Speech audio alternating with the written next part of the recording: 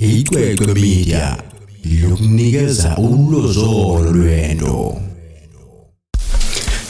Kingdom greeting everyone. Ngiyathemba bafuthi niyaphila. Igama lami nguLungelo Sibongo ungwakwazuma abantu abaningi bangazi ngomsholozi laphana kwicwecwe Media. So ke isizathu ukuthi ngenze le video bafowethu no, I just wanna remind you about few things sizenzayo. I know abanye bawazi umsebenzi wethu okungukushutha imicimbi, imshado, inkonzo, ama party, graduations, any kind of events ke sabake kwisiyabonga sangweni events kwi media department yakhona abaningi bawubona umsebenzi. You can go and check page lesiyabonga sangweni yeah uzothola umsebenzi wethu sasibambisene ke mfowethu usikhona laphana and our lovely sister uPhili.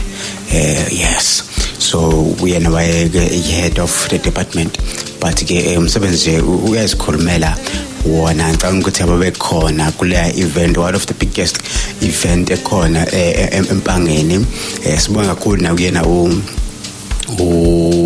Nsimbi baba siyabonga sangweni. Siyabonga kakhulu for trusting us, for trusting our work, for believing in us. Abantu abaningi ke banokuthi uma ngabe usendaweni njengale yethu empangeni kusakamthetho kusemakhaya ke bafowethu la kusemakhaya. So abantu abaningi if they do bedinga izinto ezinhle, they go and look somewhere far, go eThekwini, wherever la ongabala khona okwazi yakho ukuthi izinto ezinhle zisuka khona. Kanti izinto ezinhle zikhona yonke indawo, sezikhona yonke indawo. So bafowethu umsebenzi lo esiwenzayo uma ngabe usidinga udinga Icwecwe Media, you can go even you check umsebenzi wethu on our YouTube Icwecwe Media and after usubukile ke usukubonile, please don't forget to comment. Siyakuthokozela kakhulu ukuzwa ukuthi osebukile uzizwa kanjani. Mhlawumbe if we have to improve ungakusabi lokho sikujabulele because sisebenzela abantu. Even like and subscribe also. Don't forget to subscribe ukuze konke ke sisuke sikwenza ube ngophambili ke ozokubona kanjalo na Facebook. Like our page, yes, comment. We always looking forward to hear ukuthi nizizwa kanjani ngomsebenzi wethu. Na TikTok kanjalo khona TikTok wethu Icwecwe Media. So ke bafowethu okunye ke enginiphasele khona ngifisa ke ukuthi nginikhumbuza. I know abantu abaningi bayakwazi lokho kodwa ke ngiyanikhumbuza futhi as I said before ukuthi into esenzayo ke siyawenza music maskandi, siyawenza skesa saba nengoma nje ngisenda kuyenza uNosibongisene owaziwa ke ngomgqugquzeli enye insizwa yakhona ke la kusakamthethwa abanokubukwa case nje bake bayibone ivela khona kade yenza maskandi ingoma yakhe ethi amantontonto esisanda kuyenza. Kanti uzoyirelease nje maduze uzoni update ukuthi izophuma kanjani. Omunye udadewethu ke sisebenza naye kunentokazi ke Kamalayo Uswazi ihlala khona ke Enseleni kunengoma yayo esike sayenza kamaskandi ngimenzela yona. Ngicabanga ukuthi nayo uzoyirelease nje maduze uzona update ingoma yakhe nje bikhuluma ngokubonga umama, to appreciate umuntu esifazane omthandayo bonga umama. So ke sike sasebenza ke futhi nomunye ubaba uNcegu, abantu abaningi bamazi Ncegu baba uMkhwanazi, umfundisi uMkhwanazi owenza ingoma ezimnandi kakhulu. I always listen to those songs azenza la ekhaya zimnandi. So baningi ngababale baningi abantu esisebenza nabo. So music esiwenzayo ke senze gospel music, amapiano, the style, the Kabza style, that style. Abantu ke bazothi private school piano, that Kelvin Momon thing. Yes, so wona music wa piano esiwenzayo lo kube Afro pop, hip hop, yes, and poetry. So is your poetry. So those music we do, those music igom we do siyawenza igom we do yes siyayenza nawo igom music. Just that angiproduce mina le minye kade ngiyibala imini osuke ekwi desk engineer wakhona le igqom and what else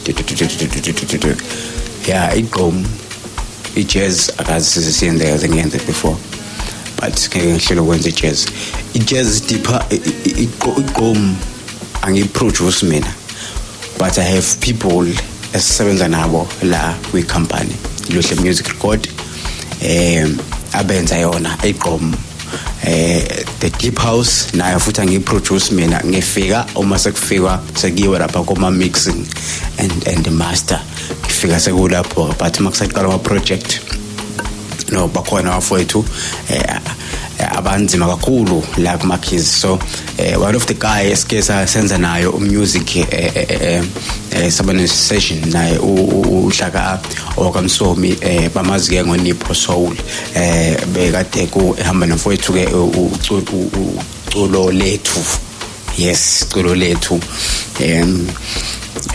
that guy is gifted kwi vocal iphimbo that guy is gifted if he sings you just stay and say wow so ke sabane session nemfowethu yena ke oshaya deep house so ke yes okuyeke sikwenzayo bafowethu we do ukwenza ama live streamings ezinkonzo noma ngabe kuthiwa uhlobo lenkonzo siyakuthathela lona yes kunenkonzo nje insali those one of abafowethu sebenzana kahle nabo.